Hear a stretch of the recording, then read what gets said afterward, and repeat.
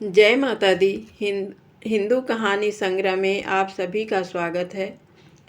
दोस्तों, आज बहुत सुंदर कहानी साईं बाबा का अद्भुत चमत्कार और कृपा लेकर आए हैं। हमारा देश साधु संतों और पीर फकीरों का देश है। यहाँ के लोगों में संतों के प्रति बहुत ही आदर और सम्मान की भावना रहती है। इस भावना का कुछ ढोंगी संत फायदा उठाते हैं तो कुछ सच्चे संत इस भावना का आदर कर भक्त के सभी तरह के दुख दर्द दूर करने के लिए अपना जीवन तक दांव पर लगा देते हैं। ऐसे ही संतों में एक हैं शिरडी के साईं बाबा। साईं बाबा के बारे में कहा जाता है कि यदि उनके प्रति आप भक्ति की भावना से भरकर उनकी समाधि पर माथा टेकेंगे तो आपकी किसी भी प्रकार की समस्या हो उसका तुरंत ही समाधान होगा। जब साईं बाबा आपकी भक्ति को कबूल कर लेते हैं तो आपको इस बात की किसी न किसी रूप में सूचना भी दे देते हैं।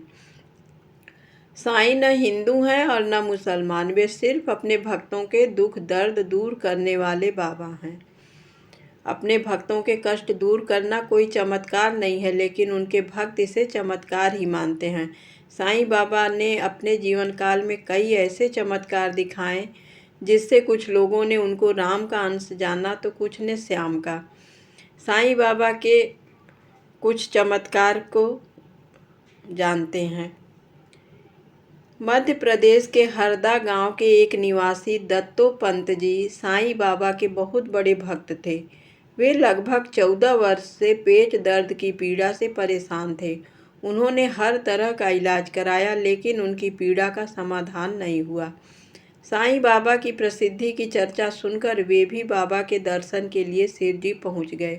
उन्होंने बाबा के चरणों में सिर रखकर कहा कि बाबा, इस पेट दर्द ने मुझे इतना परेशान करके रख दिया है कि मैं अब दर्द सहने के लायक नहीं रहा। इस जन्म से मैंने कोई गुनाह नहीं किया।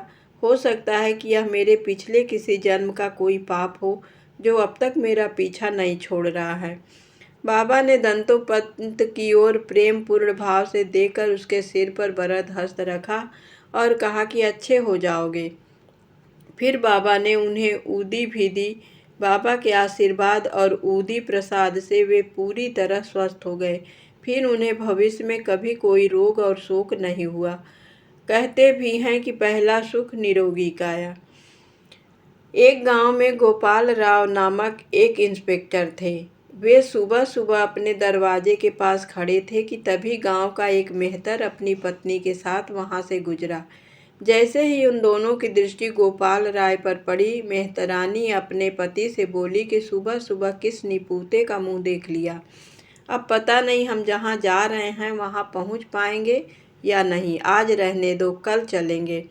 इंस्पेक्टर गोपाल राव के दिल में मेहतरानी की बात तीर की तरह चुभ गई। इंस्पेक्टर ने संतान की इच्छा से 4 विवाह किए थे लेकिन एक से भी उनको कोई पुत्र की प्राप्ति नहीं हुई थी। उन्होंने डॉक्टर, नीम, हकीम, वैद्य आदि सभी से इलाज कराया लेकिन कोई फायदा नहीं हुआ। इस घटना ने इंस्पेक्टर गोपाल राव को भीतर से बुरी तरह तोड़ दिया था। इस घटना के बाद संतान न हो तो जीवन व्यर्थ ही है, यह सोचकर उन्होंने निश्चय कर लिया कि नौकरी छोड़ देंगे और सभी धन संपत्ति को चारों पत्नियों के बीच बांटकर वे संन्यास ले लेंगे। यह निश्चय करने के बाद उन्होंने त्याग पत्र लिखा और कुर्सी पर बैठे बैठे ही गहरे विचार में डूब गए। तभी दरवाजे के बाहर गाड़ी रुकने की आवाज़ सुनाई दी। गोपाल राव ने दरवाजे की ओर देखा तो गोपाल गोपाल करता हुआ उनका मित्र कमरे की ओर आ रहा था। गोपाल राव ने खड़े होकर मुस्कुराकर स्वागत करते हुए कहा कि हेलो रामू, इतनी सुबह तुम यहाँ अचानक कैसे? रामू बोला कि ट्रेन से अहमदाबाद जा रहा था लेकिन जैसे ही ट्रेन यहाँ स्टेशन पर रुकी तभी किसी ने मेरे कान में कहा कि यहीं उतर जा, गोपाल तुम्हें याद कर रहा है। मैं बिना सोचे समझे यहाँ उतर गया और घोड़ा गाड़ी लेकर यहाँ आ गया। गोपाल राव ने रामू का स्वागत किया और सभी के हालचाल पूछे। तब रामू ने पूछा कि तुम बताओ, सब कुशल तो है? गोपाल राव ने निराश होकर कहा कि तुमने यहाँ आकर ठीक किया मित्र, यदि आज नहीं आते तो फिर कभी मिलना नहीं होता। रामू ने आश्चर्य से पूछा कि क्यों? गोपाल राव ने फिर सुबह की घटना और अपने मन की व्यथा सुना दी। रामू ने कहा कि मेरी समझ में आ गया, तुम एक काम करो, अभी ही मेरे साथ सिरजी चलो। गोपाल ने कहा कि नहीं यार, अभी नहीं, 2-4 दिन तुम यहीं रुको, फिर चलेंगे। रामू ने जोर देकर कहा कि नहीं, अभी ही चलना होगा। तब दोनों सिरजी पहुंच गए। शाम हो रही थी। द्वारिका माई मस्जिद में दिए जलाए जा रहे थे। साईं बाबा मस्जिद में चबूतरे पर बैठे थे। अनेक शिष्य उनके पास बैठे थे। तभी गोपाल और रामू दोनों ने मस्जिद में एक साथ प्रवेश किया। दोनों को देखकर साईं बाबा ने मुस्कुराकर कहा कि आओ गोपाल, आओ रामू, बहुत देर कर दी तुम दोनों ने, तुम तो सुबह 10 बजे चले थे। गोपाल और रामू दोनों ने ठिठक कर एक दूसरे की ओर देखा। फिर उन्होंने आगे बढ़कर बाबा के चरण स्पर्श किए। साईं बाबा ने दोनों को अपने पैरों से ऊपर उठाते हुए कहा कि आज तुम दोनों ने एक साथ पांव छुए हैं, मस्जिद में भी एक साथ ही कदम रखे हैं। मैं चाहता हूँ कि तुम दोनों के मन की मुरादें भी एक साथ पूरी हों। फिर बाबा ने पास ही खड़े सिद्दीकी से कहा कि सिद्दीकी, सुना है कि तुमको आदमी पहचानने का बहुत तजुर्बा है। क्या तुम बता सकते हो कि इन दोनों में से कौन हिंदू और कौन मुसलमान है?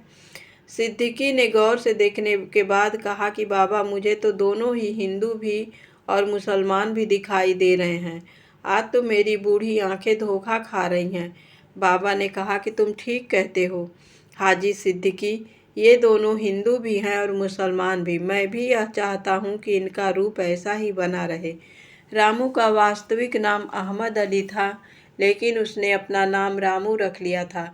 बाबा ने दोनों को आशीर्वाद दिया और उनकी मनोकामना पूर्ण होने का आश्वासन भी दिया। बाबा के आशीर्वाद के ठीक 9 महीने बाद दोनों के यहाँ शहनाइयाँ बजीं और उनके मन की मुरादें पूरी हुई। दोनों फिर से बाबा के दरबार में पहुँचे। दोनों ने बाबा के पैर छुए और बाबा से निवेदन किया कि आज से सिरजी में हिंदू और मुसलमानों के त्यौहार एक साथ मनाए जाएं। बाबा ने उनका निवेदन स्वीकार कर लिया और इसकी शुरुआत रामनवमी से हुई। धन्यवाद।